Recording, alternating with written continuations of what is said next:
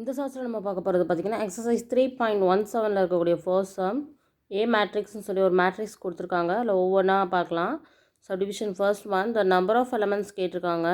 So எத்தனை row எத்தனை column இருக்குதுன்னு பாருங்கள். Number of rows and number of columns தான் நம்மளுக்கு மல்டிப்ளை பண்ணும்போது நம்மளுக்கு நம்பர் ஆஃப் எலமெண்ட்ஸ் கிடச்சிடும். இங்கே 4x4 16. ஓகேவா?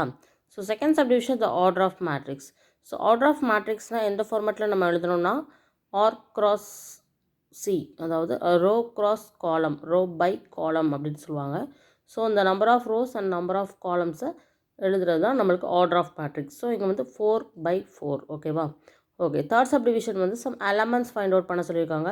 அதுக்கு வந்து ஒரு மேட்ரிக்ஸ்னாலே அதோட எலமெண்ட்ஸ் எந்த ஃபார்மேட்டில் இருக்குன்னு நம்மளுக்கு தெரிஞ்சுட்டு நம்ம அந்த இடத்துல இருக்கக்கூடிய எலமெண்ட்டை எடுத்து எழுதணும். அவ்வளோதான்.